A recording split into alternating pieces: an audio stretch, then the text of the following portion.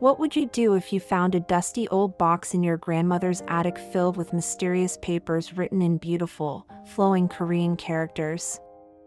What if you discovered that these papers were actually receipts, but not for buying clothes or food? It's the sale record of a human being, a Nobi, sold for the price of 2 sacks of rice. This really happened to a girl named Minji when she was cleaning her great-grandmother's house in Seoul. The papers she found were over 400 years old, and they told an incredible story that would change how she understood her own country forever.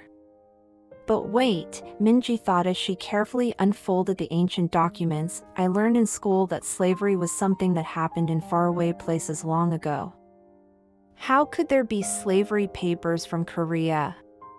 What Minji discovered that day would reveal one of history's most amazing secrets. Korea had the longest slavery system of any country in the entire world, lasting over 1,500 years. But here is the twist that makes this story even more incredible. Korean slavery was so different from what you might expect, that some people don't even think it should be called slavery at all. So grab your favorite snacks and get comfortable because we're about to travel back in time to discover how millions of Korean girls and boys lived for 15 centuries. How their lives were both harder and more surprising than you might imagine, and how their story connects to your life today in ways you'd never expect. Long, long ago, when your ancestors were living in villages with thatched roofs and no electricity, Korea was developing something unique in the world. While ancient Egypt had slaves building pyramids, and Rome had gladiators fighting in arenas, Korea was creating its own special kind of relationship between people who served and people who were served. They called these servants Nobi, which is a Korean word that's very different from what we usually think of as slaves. Picture this, you're a 13-year-old girl living in ancient Korea, maybe around the time when Cinderella's stories were first being told in Europe. But instead of living in a castle or a cottage, you might be living as a Nobi. Now, before you start feeling sorry for this imaginary girl, let me tell you something that might surprise you. She could own her own house, run her own business, get married to whoever she wanted, and even own other Nobi herself. Confusing, right? How can someone be a slave but also own property and other slaves? This is where Korean history gets really interesting and different from anywhere else in the world. You see, while other countries had slavery based on race or nationality, like taking people from other lands and forcing them to work, Korea developed a system based on social class and family relationships. It was more like having different levels in a video game, where some people started at level 1, Nobi, and others started at level 10, Yongban Nobles, but you could sometimes level up through your lifetime. The Nobi system started way back in the 1st century, around the time when Jesus was living in the Middle East.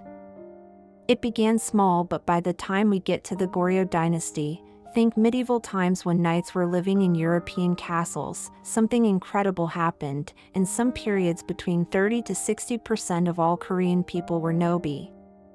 Imagine if more than half your school were in one group, and the rest were in another. That's how different Korean society was back then. But here's what makes this story even more fascinating. Many people actually chose to become Nobi. I know that sounds crazy.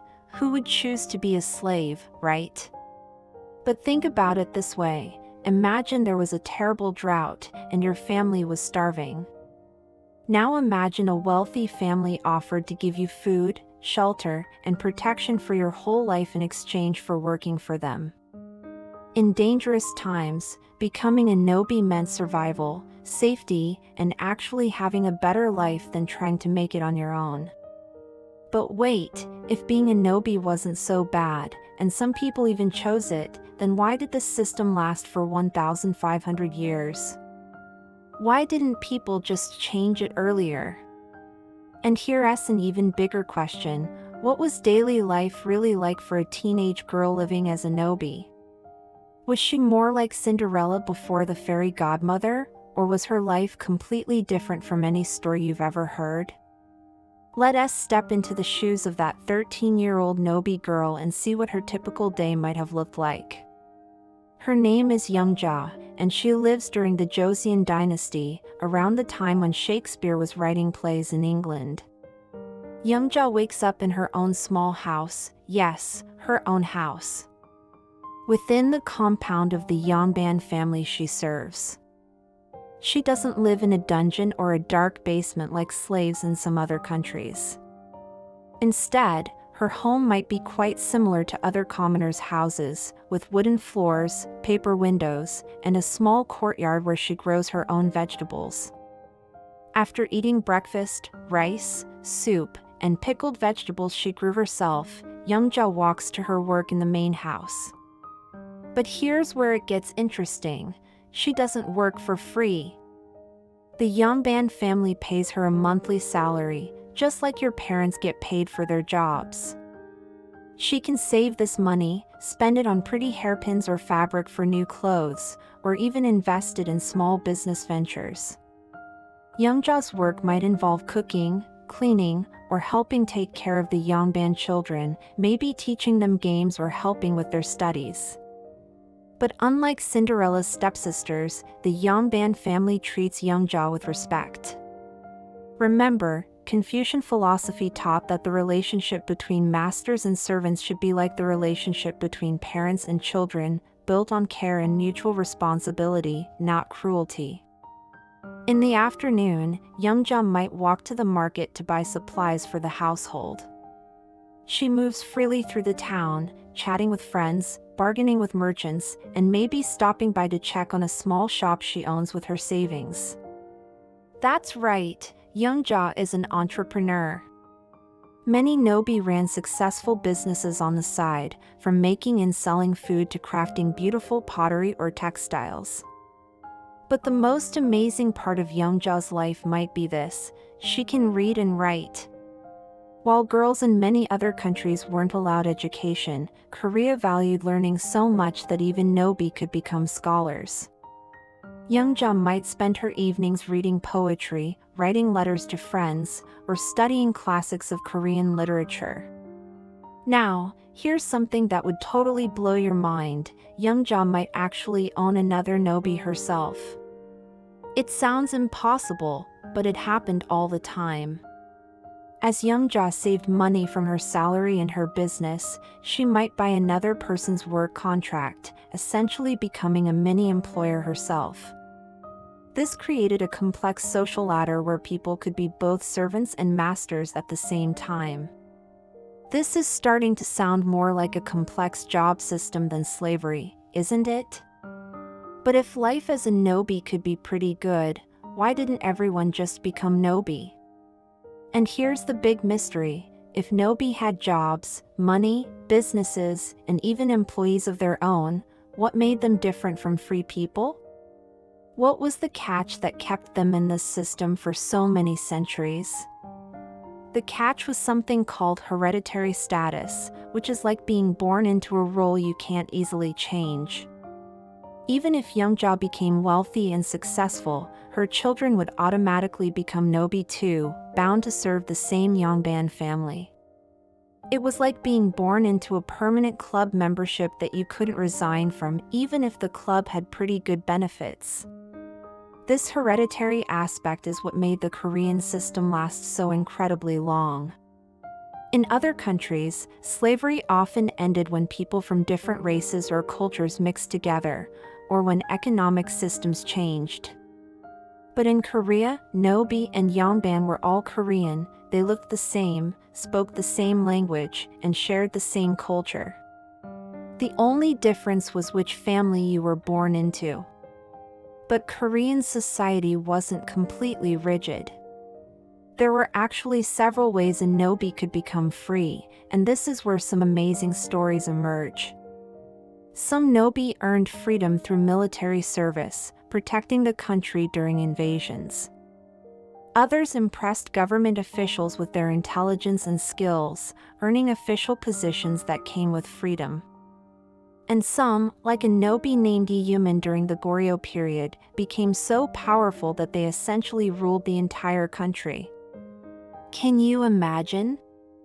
A person born as a servant becoming the most powerful person in the kingdom. It would be like someone starting as a school janitor and ending up as the principal, the superintendent, and the governor all at once. Iyuman's story shows that while the Korean system had strict rules, it also had amazing possibilities for people who were clever, brave, or lucky enough to seize opportunities. King Sejong the Great, the brilliant ruler who invented the Korean alphabet, Hangul, that millions of people still use today, made some remarkable decisions about Nobi. In 1426, he declared that Nobi women should get 100 days of maternity leave after having babies, and later extended it to 150 days. This was more time off than working mothers get in many countries today. King Sejong understood that Nobi weren't just workers, they were valuable members of Korean society who deserved care and respect. The king's policies reflected a uniquely Korean way of thinking about social relationships. Instead of seeing Nobi as property to be used up and thrown away, Korean culture viewed them as part of an extended family system. The annals of King Taejong recorded this beautiful sentiment: the Nobi is also a human being like us, therefore it is reasonable to treat him generously, and in our country, we love our Nobis like a part of our body. This family-like relationship meant that when Nobi got sick, their Yangban masters provided medical care. When they got married, the masters often helped with wedding expenses. When they grew old, they were cared for rather than abandoned. It wasn't perfect, it was still a system where some people had more freedom than others, but it was built on ideas of mutual care rather than pure exploitation. But here's what's really mind-blowing: if the Korean system was based on care and mutual respect, if Nobi could become wealthy and powerful if they got paid salaries and owned businesses, then why did some of them try to run away? What would make someone want to escape from a system that gave them security, respect, and even opportunities for success? The answer to this question reveals the deeper truth about freedom and why it matters so much. Even in the kindest prison, most people would still want the key. That's the truth Youngja and millions of other Nobi faced every day. No matter how well they were treated, no matter how much money they made or how respected they became, they couldn't make the ultimate choice about their own lives. They couldn't decide to move to a different town, change careers completely, or break free from the Yangban family they served. Most importantly, they couldn't change their children's futures. This is why Korean history is filled with stories of Nobi resistance. Some ran away to distant mountains, trying to start new lives where no one knew their status. Others organized rebellions, particularly during the difficult final years of the Goryeo dynasty when the system was under strain. Court records from centuries ago are filled with legal cases about runaway Nobi, showing that the desire for complete freedom was always burning in human hearts, even in the kindest circumstances. The most common form of resistance was probably the most Korean thing possible: they got really, really good at everything they did. Remember, Korea has always been a society that values education, skill, and merit. So Nobi became incredible craftspeople, brilliant scholars, successful merchants, and talented artists. They used excellence as their form of rebellion, proving over and over that their social status didn't reflect their true worth as human beings. Some Nobi became so wealthy and influential that they lived better than poor Yangban families. This created awkward situations where someone who was technically a servant was actually more educated, richer, and more powerful than their supposed masters. These contradictions gradually made the whole system seem silly and outdated. By the 1700s and 1800s, the Nobi system was becoming like an old phone that still worked but seemed ridiculous compared to newer technology. Korean society was changing rapidly. Trade with China and Japan was bringing new ideas about government and social organization. Some Korean scholars were reading about different ways of organizing society, where people's roles were based on their abilities rather than their family background. The final push for change came from an unexpected source: the government itself. Korean kings and officials began arguing that the Nobi system was actually holding back the country's progress. They pointed out that keeping talented people in servant roles was wasteful and inefficient. Why force a potential scientist to work as a house servant? Why prevent a brilliant strategist from helping defend the country just because of their birth status? So after 1500 years, longer than the entire history of many countries, how did Korea finally decide to end the Nobi system? What was the moment when Korean leaders said, "This has to stop," and what happened next? Did Nobi celebrate in the streets? Did Yongband families resist? And here's the most important question: what happened to all these people when they suddenly became free after centuries of this system? The end came not with a dramatic revolution or a terrible war, but with something very Korean: a thoughtful government reform. In 1894, during a period called the Gaba Reforms, King Gojong and his advisors made a historic announcement: the Nobi system was officially abolished.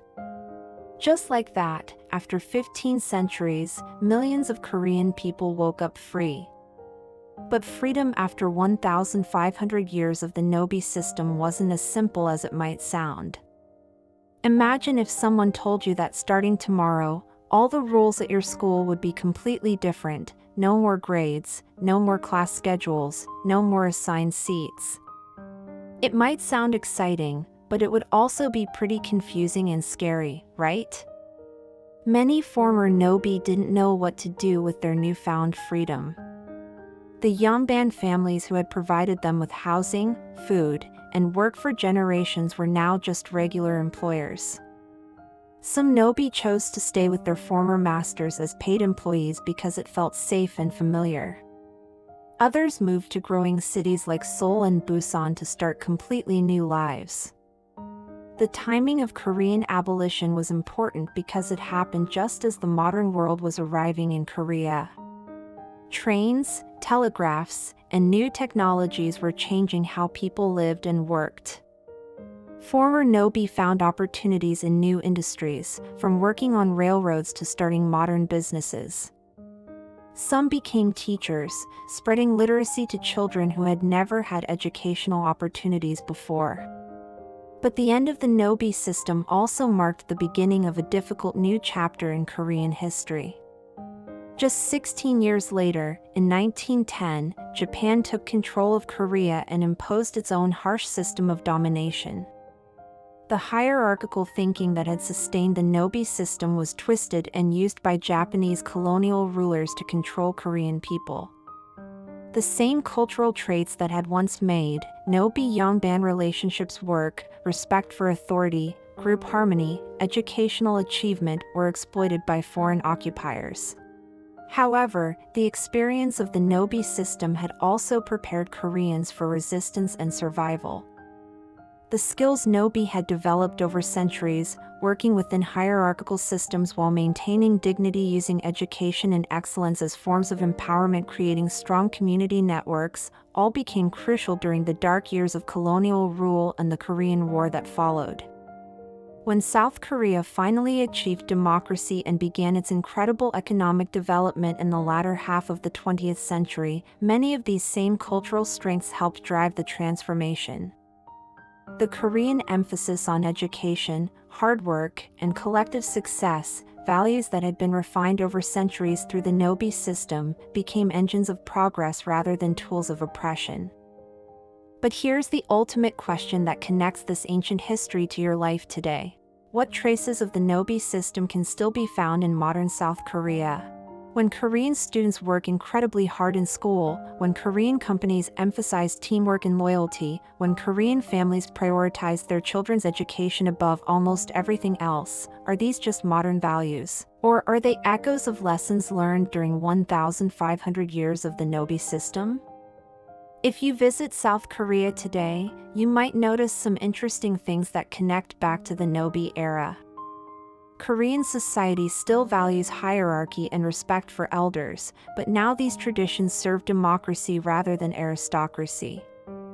The incredible work ethic that helped Nobi succeed within their constraints has transformed into the drive that made South Korea one of the most prosperous countries in the world in just a few decades. Korean schools are famous worldwide for their academic excellence, but this emphasis on education goes back to the Nobi system, where learning was one of the few paths to advancement. The Korean concept of nunchi, the ability to read social situations and respond appropriately, developed from centuries of Nobi navigating complex relationships with masters and fellow servants. Today, nunchi helps Koreans succeed in international business and diplomacy. Even Korean entertainment reflects these historical influences.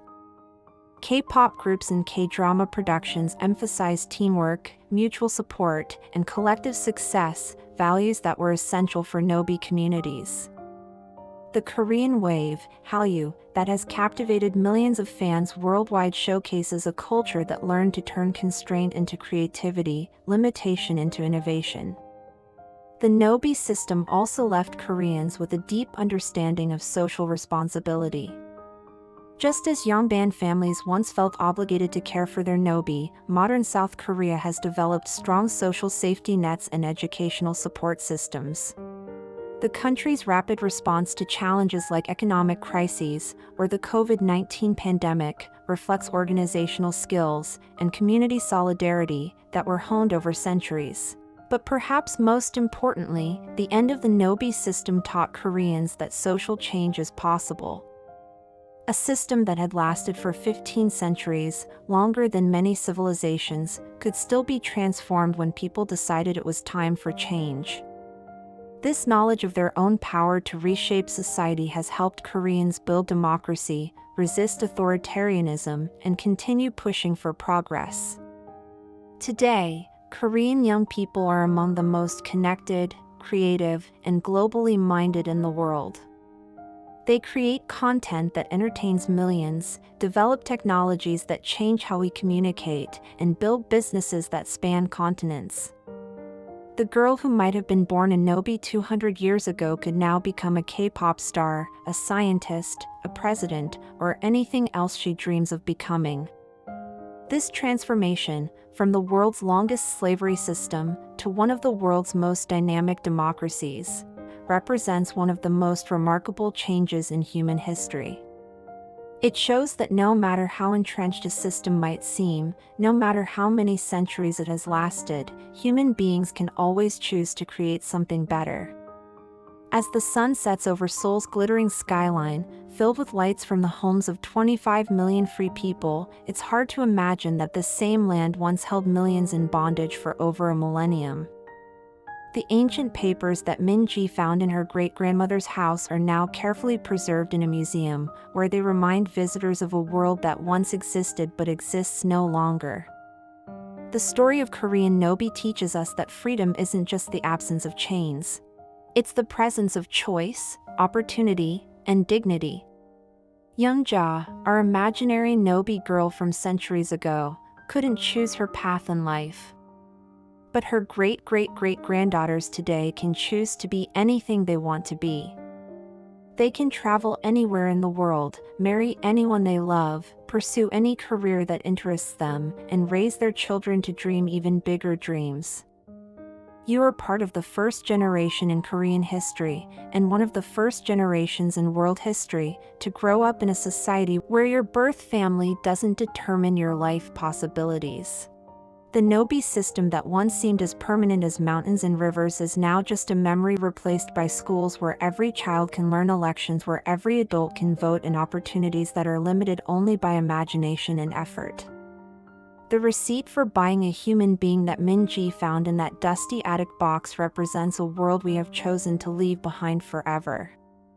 Today, the only papers Korean families keep are graduation certificates, business licenses, and passports, documents of achievement, opportunity, and freedom. The the longest slavery system in human history is over, and in its place stands one of the most remarkable stories of transformation, resilience, and hope the world has ever seen. That's a pretty amazing thing to be part of, don't you think?